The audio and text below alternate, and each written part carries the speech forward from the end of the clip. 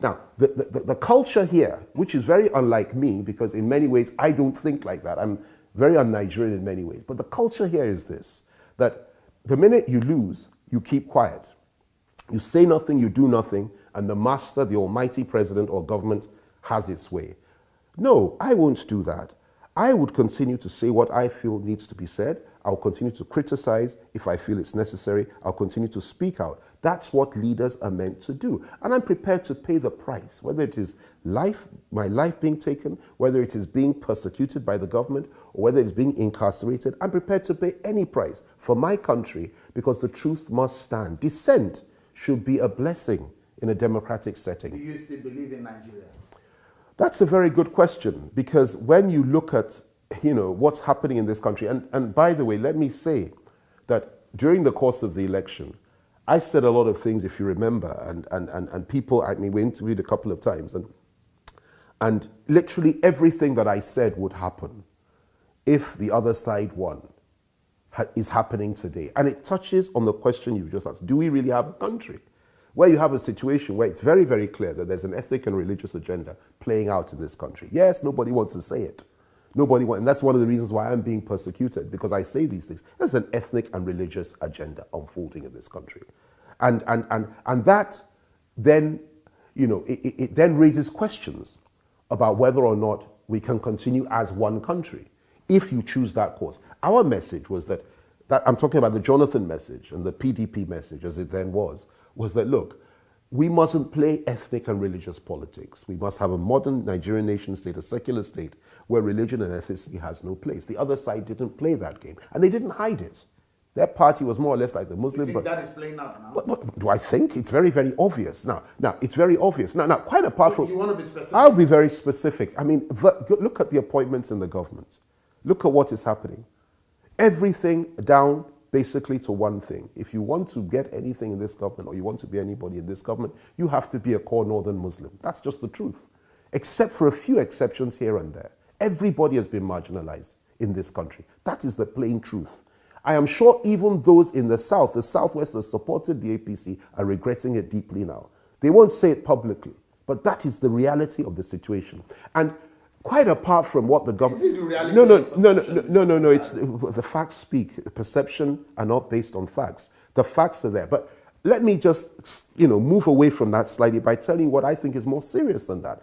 I don't want to talk about the failings of the government because they're self-evident. And if Nigerians can't see that by now, then I leave everything to God, and maybe they'll see it in a few years when the consequences of that failure unfold, which again touch on concern on the unity of the country. But quite apart from that, I think a more serious problem is this. The religious divide that we have in this country, the growing confidence of what I call the Islamist tendency in this country, that is, those that are Muslim fanatics, and the majority of Muslims do not fall into that category, I have to say this. But look at what is going on in this country. Document the facts. Just the other day, a 73-year-old woman was beheaded in Kano simply because she asked people not to wash their feet before prayers in front of her house. She was a grandmother. She was dragged out and beheaded by the fanatic crowd, and they rejoiced in what they did. A few days later, there was a redeemed pastor, a woman, that was preaching in Kubwa, in Abuja. And again, she was told that she's not meant to do morning cry and evangelize in the morning. And she was hacked to pieces by a fanatical Muslim mob. A few days later, in Niger State, a Catholic church was burnt down and worshippers attacked. This was last Friday, simply because they happened to be worshipping on Friday. And the Muslim fanatics on that day said that you can't worship on a Friday because that's the Muslim holy day. And I could go on and on. These are the sort of things that are happening now. And these people are becoming more emboldened simply because they are seeing the body language and the signs of the federal government, and they're tolerating these things. I don't need to talk to you. I've written more than anyone else in this country about the activities of the Fulani militants, that is the Fulani herdsmen, who incidentally happen to be, according to the Global Terror Network, the fourth most deadly terrorist organization in the world. Their activities in the South and the Middle Belt, are there for everybody to see. We could go on and on and on. And these are the tensions. And show, let me also say this, to bring it a little bit closer to the issues that I have faced in last week. Some of the things I saw. when I was in detention at the EFCC, again, reinforces that point, that we really do have a problem in this country now. Because if you remember, the Nigerian military between 1966 up until 1999 was essentially a tool of oppression in the hands of the core North, to suppress and also to ensure the interests of the core North were protected and to suppress the rest of the country. That is what the EFCC has become today. Let me give you a few examples, okay? And this is going to surprise you, but it needs to be there. And by the way, the majority of EFCC officers and people that work there are very good people. So this is not an attack on the institution. This is not an attack on any individual in the institution, but these are some of the things that have happened, which I think they need to look at themselves. And I can say this because I'm a public figure. Others can't speak, I can speak. Let me give you a few examples. One of the things that, the only time in the 67 days that I was in detention that I almost shed tears, in fact, I shed a tear or two, the only time was in the middle of the night at 1:30 when I was in my cell 13, in Lagos, at the EFCC detention center, Nukoti Airport, cell 13. And 1:30 in the morning. And I could hear on the other side, because there were a whole set of cells on the other side, about 10 of them, and it's a section and it's cut off from the rest. They were praying. They were doing an all-night Christian prayer. And, there were Pentecostals, they were praying in tongues, singing to God. And most of these people have been there for months. They have nothing and nobody but God, all right? And all of a sudden, I heard the jail door opening on their section, and a whole load of EFCC officials stormed the place and said, "Stop that nonsense! No, shut up! Hey, no, stop that! Yeah, you mustn't stop it!" Screamed at them, at the top of their voices. I know the name of the person that led the team. I just won't mention it on TV. And they stopped. They stopped, and then the officers left, and there was silence there, and I couldn't believe it. So I asked my cellmate, a young man by the name of Emmanuel, that what happened just now? He said, "Well, they've stopped them from praying." I said, "But why?" He said he didn't. I said, "Well, I won't. Let me just be sure." So I got up from my cell. I went to the outer door, perimeter, to our own outer door, which was also locked, and I signaled for the officer to come. And he came to me and I said, "I was told you just stopped them from praying. Is that correct?" He said, "Yes." I said, "Well, I wanted to hear from you. I didn't want to hear it from a third party, just to be sure." I said, "May I ask why?"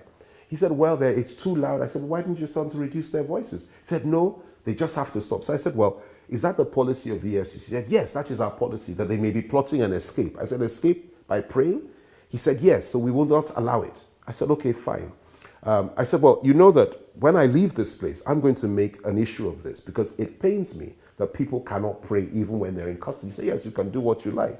And I told him this. I said, "Look, you're very lucky that it wasn't on my section that these prayers were being conducted because I happen to be a believer and a Pentecostal Christian."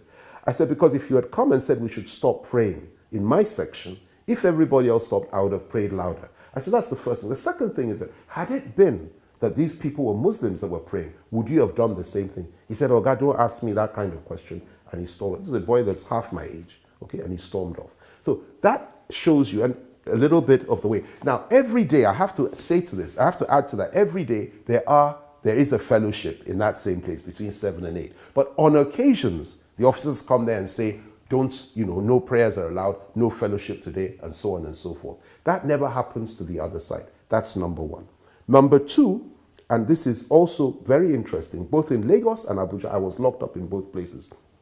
You'd be surprised to hear that almost 7 times, because I did the statistics, I did the numbers with others, we counted it.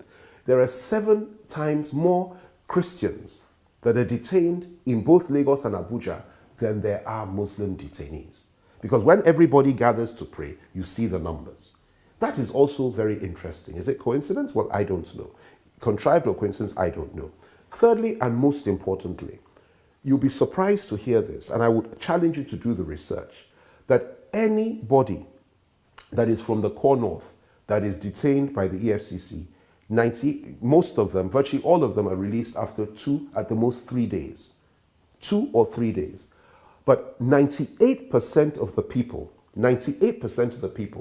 that are detained for more than 3 days and indefinitely for weeks, months, or whatever, all happen to be from the south and the middle belt. That is extraordinary. Now, to couple that, so 98% of detainees long-term detainees that are detained for more than 2 or 3 days are from the south and the middle belt.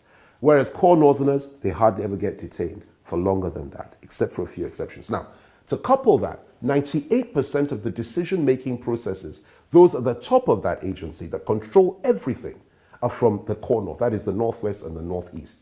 And the underlings are from the south and the middle belt. So it's ridiculous. So you see what's going on here. Now, I'm not attacking anybody. I'm not trying to upset anybody. I'm not diminishing anybody. I'm not a tribalist. I'm not a racist. I'm not a religious bigot. But I'm saying that I would urge the EFCC itself to begin to look at these things, to try to make it a little bit more federal, to be more sensitive to the fact that, you know, it's not just, you know, Southerners or Middle Belters or Christians that are worthy of being detained indefinitely. I mean, you know, they don't commit more crimes than anybody else. I saw something online. Were you ever attacked when you were in custody of the EFCC? Well, I was assaulted. On a particular occasion by what they call a cell guard, somebody that's a school certificate holder. I believe his name was Suleiman Kabiru or something like that. I was assaulted by him, and the matter, in fairness to the FCC, is being investigated by them. They interviewed him. They got all the facts. There were witnesses there.